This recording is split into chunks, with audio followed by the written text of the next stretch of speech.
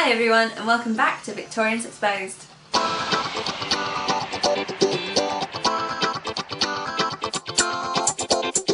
Today I'm going to be talking about Mary Elizabeth Braddon's 1861 novel, Lady Audley's Secret.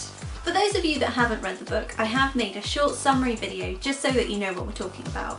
Now, one of the most common analyses of Lady Audley's Secret is questioning whether or not Lady Audley is truly mad. Many critics claim that the novel is a subversive feminist text and that Lady Audley only commits the crimes that she does to avoid the pain that is inflicted upon her by the men in her life and to find comfort in the financially and socially stable role as wife. Many of these critics find Lady Audley's claims of madness unconvincing and in some cases overly theatrical. But I argue that this was not the case when it came to the original Victorian audience. Lady Audley's madness can be read as genuine if it is recognised as puerperal mania, an extreme form of postpartum depression. The first English medical essay on puerperal insanity was written in 1820 and throughout the rest of the 19th century would remain a very sensational illness. The nature of the disease was at its core a rejection of motherhood and a defiance of Victorian ideals of femininity which were centred around the figure of the mother. It was generally accepted that the puerperal condition gave women the ability to murder. And thus, puerperal mania, which was deeply associated with both the dramatic and the controversial, seems like the ideal narrative plot twist for a sensational novel. And a close reading of the text does show several significant hints that point towards an incarnation of puerperal mania as understood by the Victorians. In 1851, 10 years before the publication of Lady Audley's Secret, Dr. F.W. Mackenzie wrote a paper on the pathology and treatment of puerperal insanity. Mackenzie stated that the main symptoms of puerperal insanity included excitability, sleeplessness, a quick but weak pulse, a hot and flushed head accompanied with cold extremities, and the patient dwelling upon certain ideas or fantasies. Mackenzie also argues that there is a significant link between puerperal insanity and anemia in women, and this is especially relevant in the case of Lady Audley's Secret, as a footnote in the novel tells us that Lady Audley's death was caused by anemia. Now, I argue that all of these symptoms can be found in Lady Audley's Secret, but the first and perhaps the most obvious mention of postpartum depression comes from little Georgie, Lady Audley's son.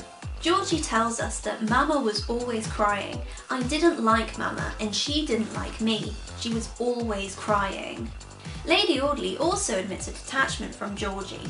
She says, I did not love the child for he had been left a burden upon my hands. The hereditary taint that was in my blood had at this time never shown itself in any one sign or token, but at the time I was subject to fits of violence and despair.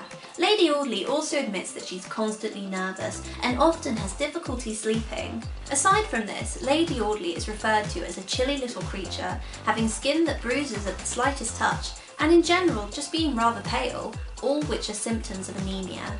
The fact that these symptoms and her other fits of violence continue to occur long after the birth of her child does not necessarily mean that the Victorian audience wouldn't associate it with puerperal mania. In fact, Mackenzie says that many of his patients would continue to relapse into puerperal insanity without having any connection to childbearing.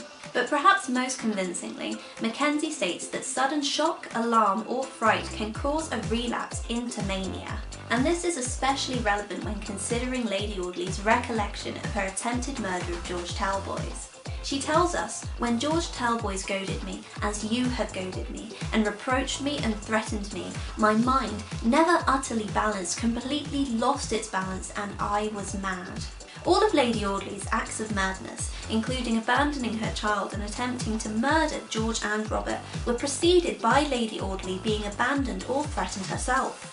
But the doctor in the novel doesn't recognise puerperal mania in Lady Audley because he doesn't have all of the information. At that point he hadn't been told about the attempted murder of Robert or the arson. Mackenzie states in his essay that puerperal mania can be especially difficult to diagnose when the physician isn't fully informed of the patient's history. He says that without knowledge of the patient's previous state of health or her disposition to disease, the physician is unable to appreciate the circumstances which may have principally led to the attack. Perhaps the reason why Braddon decided not to have the doctor diagnose Lady Audley with puerperal mania is because it was generally seen as unfair to send sufferers of this disease to mental asylums due to the the fact that they could essentially be sane one minute and mad the next. Because of this, if Lady Audley had been identified as having puerperal mania, her sensational fate, which in itself was a narrative plot device intended to shock, would have perhaps been deemed unfair. And while she might have not been diagnosed with puerperal mania, it can't be denied that she exhibits many of the symptoms associated with the disease in the Victorian period. And thus to dismiss Lady Audley's madness as simple feminine assertion is to ignore the medical and historical context of the novel, and therefore give an incomplete analysis of the text. Thanks for watching, guys. If you haven't already, don't forget to watch the last episode of Victorians Exposed. And if you don't want to miss any of the videos on this channel, just click subscribe. We'll see you next time.